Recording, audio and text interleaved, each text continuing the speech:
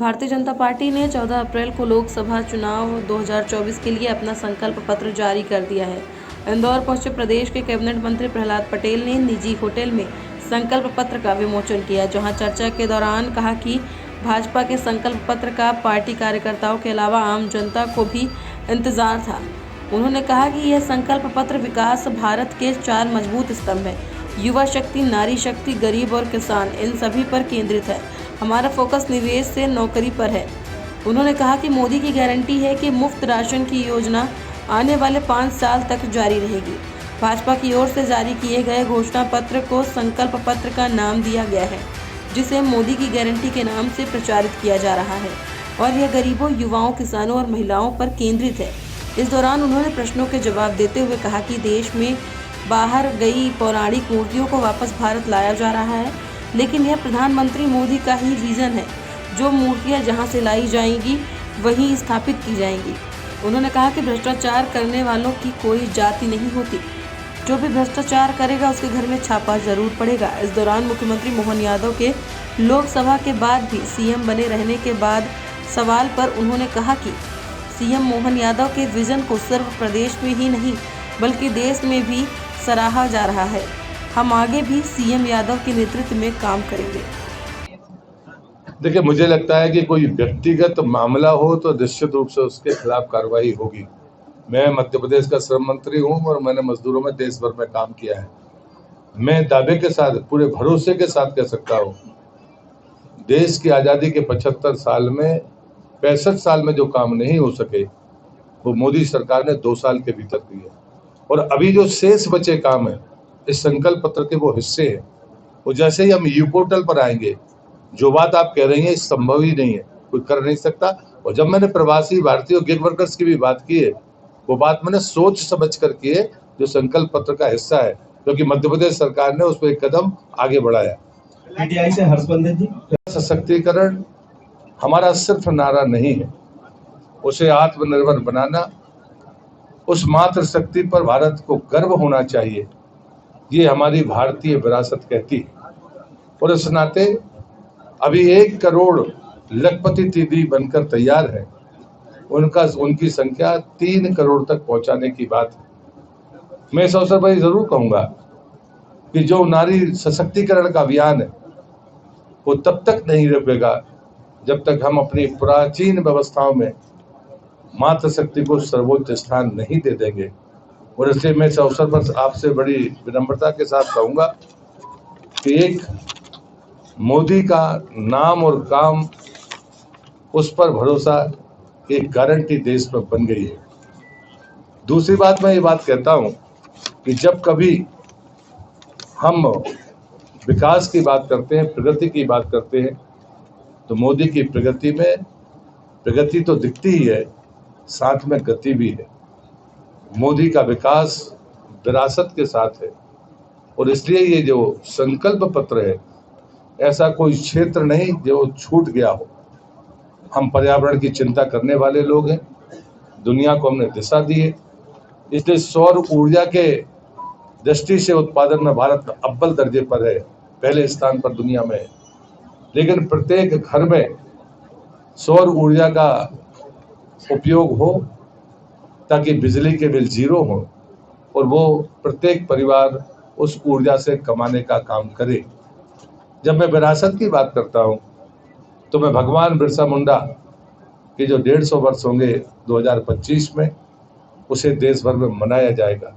जब मैं विरासत की बात करता हूं तो तिरुवल्लुर का जो नाम से पूरी दुनिया में सांस्कृतिक विरासत के केंद्र खोलने की बात इस संकल्प पत्र में कही गई है, क्योंकि तमिल भाषा सबसे प्राचीन भाषा है दुनिया की और उसे हम ऊंचाइयों तक पहुंचाना चाहते हैं। विरासत की बातें अनेक हैं जो आपके सामने भी है, चाहे वो पहली रामनवमी हो, राम मंदिर बनने और रामलला की प्राण प्रतिष्ठा के बाद ये पहली रामनवमी होगी, महाकाल का दरबार हो, बाबा विश्वनाथ हो, चाहे केदारनाथ हो। मुझे लगता है कि विरासत के प्रति जो संकल्प मोदी जी ने और भारतीय जनता पार्टी ने तय किया था, वो आज विकास के साथ साफ साफ दिखता है।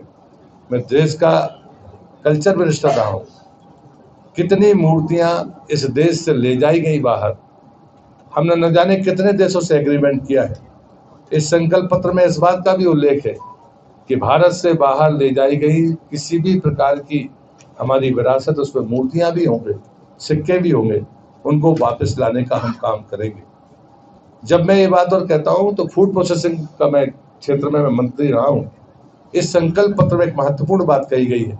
मिलेट्स की बात मैंने आपसे कही है, लेकिन अंतरराष्ट्रीय स्तर पर उन्हीं के मानकों, उन्हीं के स्वादों के तहत हम एक बड़े संस्थानों, बड़े यूनिटों को लगाने के बारे में इस संकल्प में हमने उल्लेख किया है।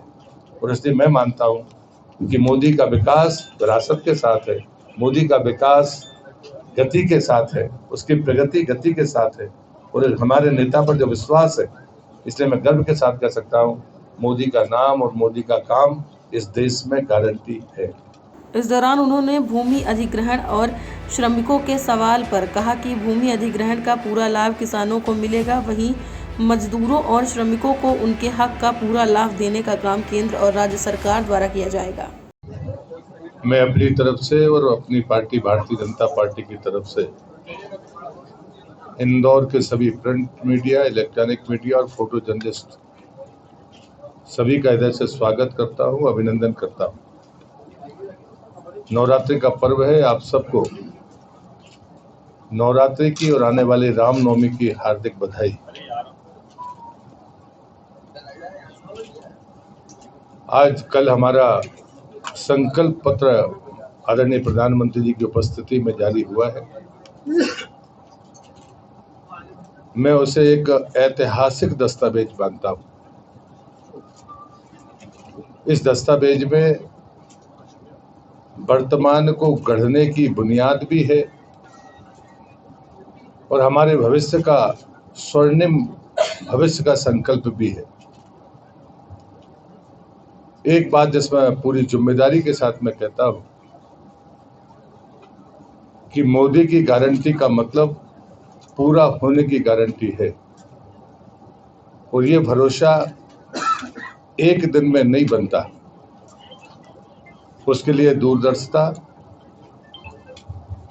और इतिहास चाहिए काम करने का। और मुझे गर्व है हमारे नेता पर, जिनकी बात पर भरोसा है।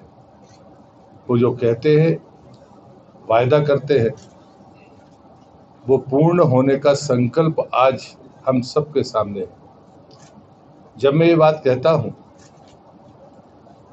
कि भरोसा के लिए एक इतिहास चाहिए और भविष्य का दूरदर्शी सोच चाहिए, पिछले 10 वर्ष मोदी सरकार का विकास का इतिहास है, वादे पूरे करने का इतिहास है, और दूरदर्शिता की दृष्टि से आने वाले 25 वर्ष का विजन है कि देश की आज़ादी के जब 100 वर्ष होंगे तो हमारा भारत कैसा होगा। और इसलिए मैं मानता हूं कि मैं किसी की आलोचना आज के दिन करना नहीं चाहता, लेकिन मैं इतना जरूर कहूंगा कि 55 वर्ष कांग्रेस ने राज किया है इस देश पर, लेकिन रोजमर्रा की जरूरतों को कांग्रेस पूरा नहीं कर सकी। ये पिछले जो 10 वर्ष है उनका जो इतिहास है वो इसी बात का है कि हमने रोजमर्रा की जरूरतों को हर संभव पूरा करने की कोशिश की है। चुनाव के पूर्व भारत विकसित यात्रा गांव-गांव पहुंचाकर सरकार ने पहली बार ये ढूंढने की कोशिश की कि कोई लाभार्थी छूट तो नहीं गया, और वो यात्रा और उसका परिणाम आज संकल्प पत्र में दिख भी रहा है। मैं 2 ही उदाहरण दूंगा कि सरकार संकल्प लेती है, उसे पूरा करने की भरसक कोशिश करती है, और बाद में ढूंढने की कोशिश करती है कि कोई जरूरतमंद छूट तो नहीं गया। और उसका उदाहरण 2 उदाहरण है। एक है हमारी जनमन योजना, जिसमें अनुसूचित जनजाति के अत्यंत पिछड़ी जातियां बैगा, सहरिया और भारिया, अभी तक रिकॉर्ड में मध्य प्रदेश जैसे प्रदेश में कुल 18 जिले ही चिन्हित थे, लेकिन जैसे ही प्रधानमंत्री ने उनको विशेष योजना के तहत उनके निर्माण की, उनके सड़क निर्माण की, भवन निर्माण की गारंटी दी। और एक एक परिवार को जब ढूंढने का अभियान चला तो वो संख्या मध्य प्रदेश में 23 जिले हो गए। हम जो करते हैं उसे पूर्णता तक पहुंचाने का काम करते हैं। सैचुरेशन हमारा संकल्प है। हम किसी जिम्मेदारी को लें, संकल्प को लें तो उसे हम पूरा करें। मैं 3 ही बिंदु बहुत है, लेकिन मैं 3 बिंदुओं पर आपका ध्यान आकृष्ट करना चाहता हूं। मैं मजदूरों के क्षेत्र में मैंने वर्षों काम किया है। सबसे पहले यूनिक आइडेंटिटी नंबर देकर उनके पीएफ की गारंटी देने वाले देश के पहले प्रधानमंत्री मोदी जी थे। अब उन्होंने कहा है कि सारे लोग ई पोर्टल पर हों, विशेषकर प्रवासी मजदूर और गिग वर्कर्स को भी ई पोर्टल पर आने की गारंटी मोदी ने दी है। दूसरी बात मैं कहूंगा, किसान के क्षेत्र में कृषि का क्षेत्र और पर्यावरण का संतुलन, ये भारतीय ऋषि प्रधान देश की कल्पना रही है, लेकिन कई बार हमने देखा है कि वो संतुलन बिगड़ता रहा है। इसलिए प्रधानमंत्री मोदी जी ने कहा है कि हम नैनो यूरिया और जैविक खेती की तरफ अग्रसर होंगे। मिलेट्स के अभियान को दुनिया में पहुंचाने वाले मोदी जी ने पर्यावरण की रक्षा की दृष्टि से ये काम बड़ी कुशलता के साथ किया है। आज पूरी दुनिया में मिलेट्स की मांग बढ़ती जा रही है। जब मैं सबके साथ और सबके विकास की बात करता हूँ, प्रधानमंत्री आवास ने एक बड़ी ऊंचाइयां देश में सफलता की छुई हैं, लेकिन उसके बावजूद भी जो अनुमान आया कि संकल्प पत्र में हमने 3 करोड़ और प्रधानमंत्री आवास बनाकर देने का वादा किया है, गारंटी दी है। क्योंकि जो लोग शेष रह गए, वो किन्हीं भी कारणों से या कोई परिवार बढ़ता है तो उसको अवसर मिले। दूसरी बात जो मुझे लगती है कि विशेष तौर पर आयुष्मान कार्ड के मामले में कहीं ना कहीं ये दुविधा रहती थी किस वर्ग के लोगों को मिलेगा। अब 70 साल से ज्यादा की आयु के प्रत्येक आय वर्ग के व्यक्ति को ये सुविधा प्राप्त होगी। प्रधानमंत्री आवास में दिव्यांगों के लिए समस्या थी, कहीं विवाह नहीं किया तो शायद उपलब्ध नहीं होता था, ऐसी कुछ शर्तें थी।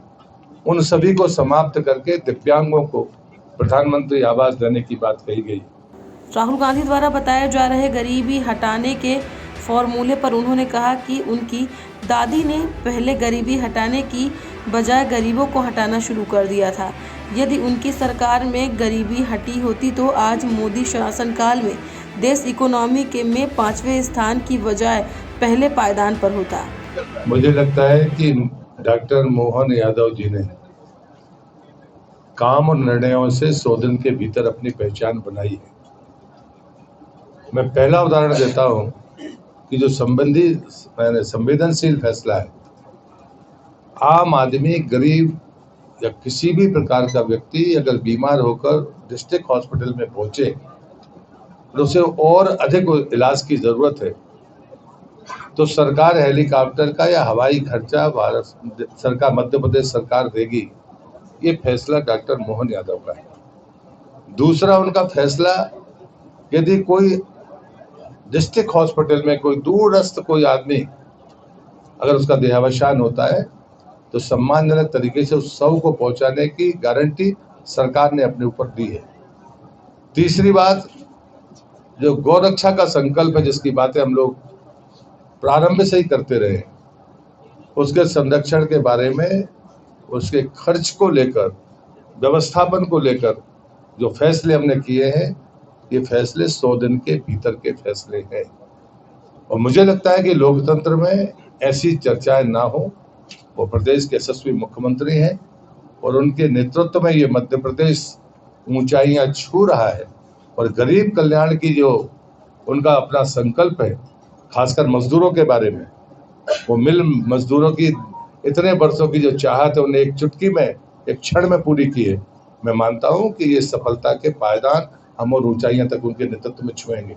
उनकी दादी ने 50 साल पहले गरीबी हटाओ का नारा दिया था।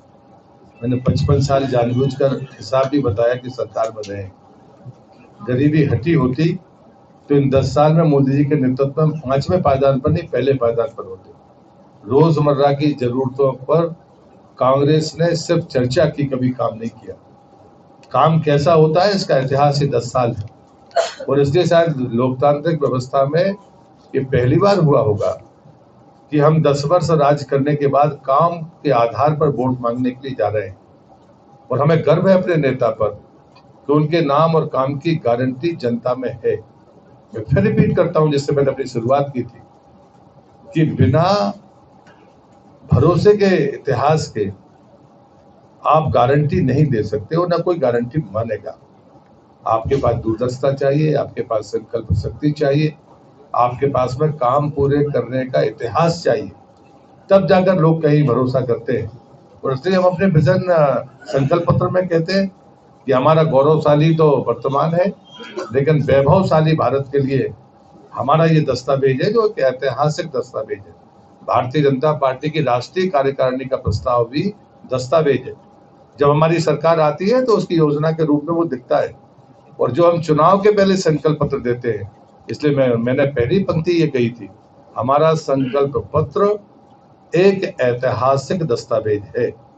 मोदी का नाम और काम एक गारंटी है। मोदी की प्रगति गति के साथ है, ये गारंटी है। मोदी अगर कुछ कहते हैं तो वो पूरा होता है, ये इस बात की गारंटी है। मोदी का विकास विरासत के साथ है, इसकी भी गारंटी है, जो संकल्प पत्र में हमने कही है। और अभी मैंने आपसे कहा है कि वर्तमान हमारा गौरवशाली है और भविष्य हमारा वैभवशाली बने, इस बात का ये संकल्प पत्र में उल्लेख है। मुझे लगता है कि जो प्रधानमंत्री ने कहा है कि इस जातिवाद के झगड़े से दूर हटकर हम जनजातीय विरासत के बारे में हमने अपना एक पूरा कॉलम दिया है कि पूरी, चाहे उनकी संस्कृति हो, चाहे हमारी भारतीय संस्कृति की उनकी पुस्तकें हों, क्योंकि गौड़ी जो लैंग्वेज है वो रिटन में नहीं है, वो बोलचाल में है, उसको हम दूसरी भाषाओं में कैसे पहुंचाएं। और भगवान बिरसा मुंडा की जो 150वीं जयंती होगी, उस पर हम ये काम करके बताएंगे, जो हमने अपने घोषणा पत्र में कहा है। लेकिन मैं गर्व करता हूं कि देश की आजादी में लोकतांत्रिक इतिहास है। अगर पहला कोई मंत्रालय जनजातियों के लिए बना तो सत्य अटल बिहारी वाजपेयी ने बनाया, कांग्रेस ने नहीं बनाया। इस देश में जनजातीय राष्ट्रपति पहली बार बना तो वो भी भारतीय जनता पार्टी की सरकार के समर्थन से ही बना, उसने बनाया।